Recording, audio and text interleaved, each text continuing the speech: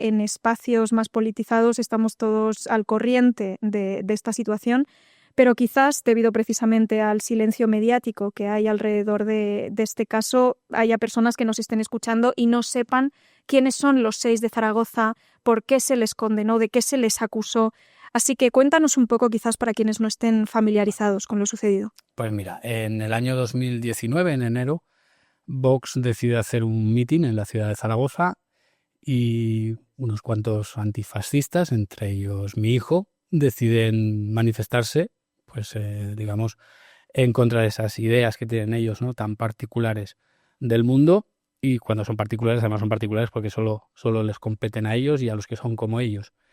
Pero por lo visto mi hijo recibió buena educación de su madre y de su padre y decidió que los valores, digamos, que favorecen a las personas más vulnerables son los que tienen que primar en cualquier tipo de ideología. Considero que Vox es un partido peligroso para eso y decidió salir a manifestarse. Bueno, a partir de ahí pues sale lo que es la connivencia habitual en estos casos. La policía sale a pegar hostias desde el minuto uno, o sea, nada que ver con lo de Ferraz que veíamos ahí aguantando pirotecnia, insultos, Esperanza Aguirre, Ortega Smith, da igual. Desde el minuto 1 empezaron a golpear a los chavales, no habían lanzado ni una consigna, es lo que me decía mi hijo siempre.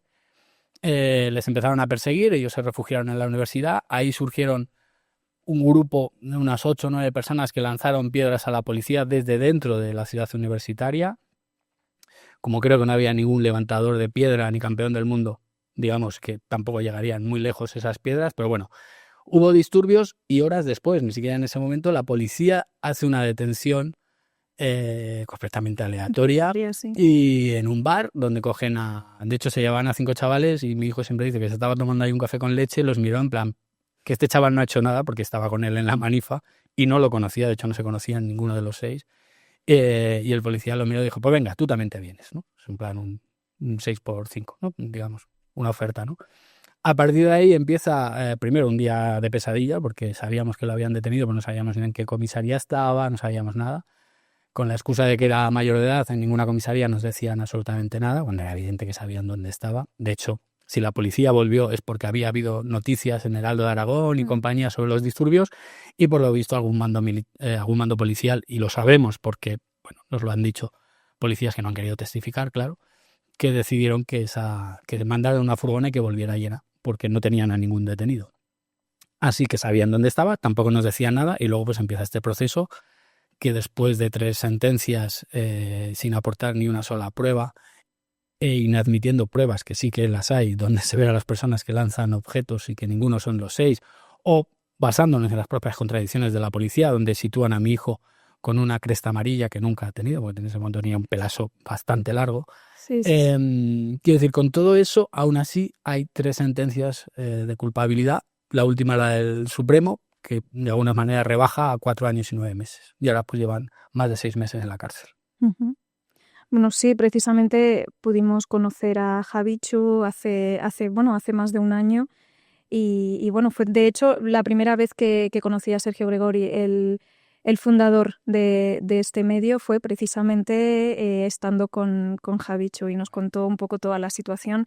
Te quería decir precisamente, bueno, sabrás que durante estos últimos meses la cuestión del lawfare se ha situado en el centro del debate público, especialmente ahora que afecta a personas del entorno del PSOE, del gobierno, etcétera. Pero bueno, nosotros hemos tenido aquí en el plató a invitados que también han sido perseguidos y condenados judicialmente en base a únicamente la palabra de la policía, que tiene esa presunción de veracidad y sin otra prueba, ¿no? Y sabemos que precisamente desde los movimientos sociales y de base siempre hemos tenido que enfrentarnos a este tipo de detenciones arbitrarias, montajes, para desmovilizarnos quizás, para disuadirnos, ¿no? Y en los últimos años hemos tenido también pues los ejemplos de los chavales de Alsasua, hemos tenido también recientemente a las 6 de la Suiza.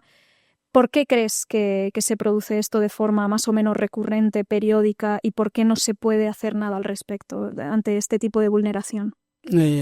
Bueno, creo que pasa porque realmente somos un problema para el sistema. Un sistema que intenta ser homogéneo incluso en la izquierda.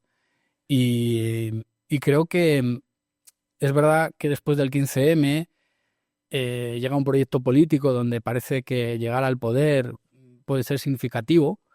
Y yo creo que precisamente porque ha sido significativo que hayan estado en un gobierno, la conclusión debería de ser que no nos quieren, van a por nosotras y tenemos que empezar a calcular hasta dónde tenemos la capacidad de soportar el dolor y el daño que nos infringen y cuáles son las respuestas que tenemos que dar, ¿no?